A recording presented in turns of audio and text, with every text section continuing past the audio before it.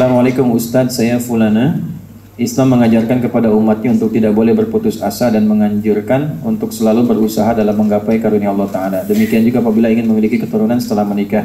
Tapi bagaimana jika ikhtiar memiliki keturunan dengan bayi tabung? Bagaimana hukumnya dalam Islam? Ini sudah pernah saya bahas juga ya. Jadi yang pertama, untuk teknis memohon kepada Allah seperti yang saya sampaikan, saya telah turunkan bahkan dari ikhtiar dan urutan ayat-ayatnya. Lihat dulu kondisi medisnya. Dalam konteks ini, dokter melihat apa secara medisnya. Misalnya tidak ada masalah sebetulnya, tidak ada persoalan-persoalan tertentu secara medis, hanya ini rezeki yang belum didapatkan, maka tempuh ikhtiar seperti Nabi Zakaria memohon kepada Allah misalnya. Apa diantaranya? Ada Quran surah ke-3 ayat 38 sampai 39. Ya, mengkhususkan ibadah dengan niat untuk punya keturunan. Ada. Misalnya ibadah sholat kalau belum ada harta. Ya, misalnya sholat malam, niatnya apa? Niat dengan wasilah takwa lewat sholat malam itu diberikan oleh Allah keturunan. Ya, dalilnya apa? Dalil sholatnya di Quran surah 3 ayat 38 39, dalil wasilah dengan tawasul itu di Quran surah 5 ayat 35. Ya ayyuhalladzina amanu taqullaha wabtaghu ilaihil wasilah. Hei orang-orang beriman, tingkatkan takwamu dan cari dengan takwa itu wasilah untuk mengabulkan permohonanmu. Nah, apa yang permohonan saya? Pengen punya keturunan. Kondisinya begini-begini, wasilahnya lewat apa? Lewat takwa. Bentuknya bagaimana? Sholat. Dalilnya apa? Quran surah Ali Imran ayat 39-nya. Fanadatul malaikatu wa huwa qa'imun yusalli fil mihrab. Ya, dapat jawaban sedangkan Nabi Zakaria sedang sholat di mihrabnya. Itu salah satu amalannya. Ada lagi apa? Bisa dengan harta, sedekah dengan niat punya keturunan. Wa kanu yusari'una fil khairat. Dan mereka itu bergegas pada kebaikan-kebaikan, rajin sedekah dan seterusnya. Ya, sehingga Allah dengan itu memberikan kesempurnaan wa aslahna lahu zaujah, dan istrinya diperbaiki, ya, diberikan kebaikan pada dirinya, rahimnya kemudian disembuhkan oleh Allah, bisa mengandung dan lahirlah kemudian seorang anak bernama Yahya. Sanad itu di mana? Di Quran surah 21. Ayat berapa? 89 sampai 90. Ya, itu nanti runtutan kisah Nabi dari Nabi Ayub sampai ke ujung, sampai terakhirnya Nabi Yahya. Itu dari ayat 83 dari Nabi Ayub sampai ke ujung tentang kisah Nabi Zakaria alaihissalam. Nah, itu lakukan dulu itu. Lalu ada doa di luar itu. Doanya apa? Di surat ke-19. Ayat berapa? Ayat 1 sampai berapa? Kalau sampai punya anak sampai ke-15. 1 sampai 15. Ya, kaf ha ya ain sad. Ya, dzikru rahmati rabbika abdahu Zakaria. Terus baca sampai wassalamun alaihi yauma wulida wa yauma yamutu wa yauma yub'atsu hayya. Minta dulu itu. Minta, mohon, beri jeda, beri waktu, minta sama Allah, nanti lihat perkembangannya. Ya, waktu ada di Australia, di Melbourne itu ada keluarga masih muda, cerita kurang lebih 8 tahun lah. Ya, kondisi itu kami ajarkan demikian, bukan astagfirullah, bukan mengajarkan, hanya men-share ayat. Lalu saya tinggal sholat di satu ruangan, sholat, saya bilang ada mihrab aja nih di sini bikin. Nah, terus di situ jadikan mihrab, doa kurang lebih 3 bulan dari situ. Ya, suaminya telepon, istrinya satu saat di kamar mandi teriak, harus lihat ternyata positif, ya, mengandung dan diberi nama, minta nama, terus kami beri nama, anaknya lahir tuh kami beri nama. Setelah itu alhamdulillah baik lancar dan sebagainya. Nah, ada kondisi memang secara medis ini tidak memungkinkan, ya, karena tidak dalam seperti yang kondisi biasanya. Maka apa yang terjadi? Ada perkembangan fikih. Perkembangan fikih pun diatur secara ketat. Kan dunia itu terus berkembang dengan perilaku manusianya. Makanya fikih tidak kaku. Ya, fikih tidak kaku. Dalil-dalil kan sumbernya 4. Sumber utamanya 2, Al-Quran, kemudian hadis. Nah, itu sumber pokok dalil. Berdalil dengan Quran dan Sunnah, dengan hadis butuh metode. Metodenya nanti apa? Satu, kesepakatan ulama dulu, ijma'.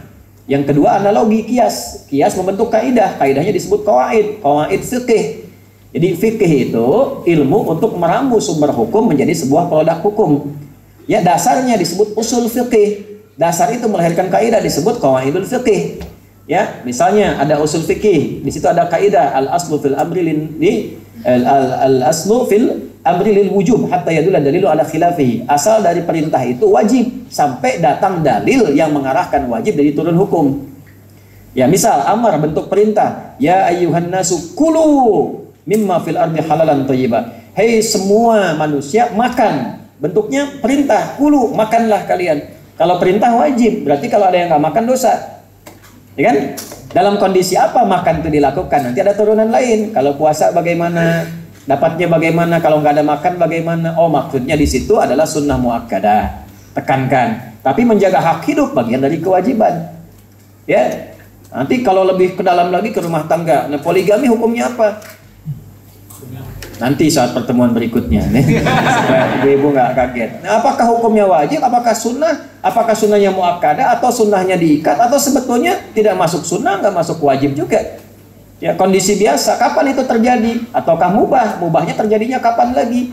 Ya, kan itu ada qarinahnya, ada ikatan-ikatannya. Jadi jangan langsung kesimpulan fankihu wajib. Mama ingat al-aslu li amri wujub. Kata Pak Ustadz, ya kan? Asal perintah itu wajib. Nah, ini sigotnya amar fankihu, maka nikahilah. Matna wa thulatha wa ruba, 2, 3 atau 4. Ya kan? Nah, misal kalau nggak ngaji secara fikih, salah memahami hukum. Ya. Nah, apa ikatan itu? Sebabnya apa? Asbabun nuzulnya apa? Hukum fikihnya apa? Kaidah ulumul Qurannya bagaimana? Al-ibratu bi umumil lafdzi la bi khususis sababi, penerapannya bagaimana? Nah, itu ada kaidah-kaidah yang berlaku di dalamnya. Nah, maka nyambung ke sini, sekarang kondisi sudah berbeda. Ada kondisi yang sulit secara medis, tidak mungkin, maka rahim bermasalah. Salah satu caranya dengan penemuan teknologi terkini, misalnya ada pendekatan bayi tabung. Nah, maka ulama mengatur, ada fatwa keluar, MUI sudah mengeluarkan fatwa. Ya, ada kebolehan dalam bayi tabung ini dengan syarat-syarat sebagai berikut diantaranya. 1, mohon maaf ya, saya spesifik, memastikan sperma itu ya yang kemudian akan disatukan dengan ovum dalam satu media tertentu dipastikan bersumber dari suami istri yang sah. Benar. Ingat itu dulu yang pertama. Yang kedua, maaf dengan kalimat ini karena fikih harus agak sedikit mendetilkan. Pola pengeluaran sperma itu dilakukan dengan cara yang baik. Karena ada konsultasi beberapa rumah sakit, ya, itu trigger untuk mengeluarkan spermanya dengan cara menonton tayangan yang tidak bagus dan sebagainya. Itu saya selalu ingatkan itu, haram hukumnya keluar dari situ sehingga yang dihasilkan pun akan bermasalah. Gitu kan? Nah, kemudian dalam proses itu terjaga dengan baik sampai disuntikan kembali ke dalam rahim, ya, perempuan yang mengandungnya dengan cara yang benar. Nah, ini juga detail sekali sampai nanti prosesnya itu dilihat juga, ya, siapa yang mengandungnya, apakah juga perempuan lain atau perempuan itu dan sebagainya, sampai sedetil itu. Jika terpenuhi secara syar'i semua turunan-turunannya, maka ada bagian kebolehan-kebolehannya dengan dalil-dalil tertentu yang telah spesifik diterapkan di situ. Dengan dasar-dasar illatnya. Ya, kaidahnya al-illatu, perhatikan, al-hukmu yaduru ma'illati. Hukum itu akan selalu menyertai sebabnya. Kalau nggak ada sebab seperti ini, nggak boleh bayi tabung. Ya, misal secara medis biasa saja, normal biasa, melahirkan biasa, mengandung biasa, berhubungan biasa. Maka jangan kemudian fitrah itu dialihkan kepada, ya, bayi tabung. Ini nggak diperkenankan. Atau istri nggak pengen mengandung, pengen titipin pada rahim orang lain dengan dibayar, nggak boleh dalam Islam. Dengan alasan demikian, sepanjang dia bisa mengandung. Jelas ya? Dan turunan lainnya pun fikihnya sangat detail sekali. Jadi kalau memang dengan ikhtiar yang tadi saya sampaikan tidak memungkinkan secara medis dan tidak didapatkan demikian, ikhtiarnya cuma satu, maka silahkan dilihat fikih spesifik dalam kebolehan bayi tabung.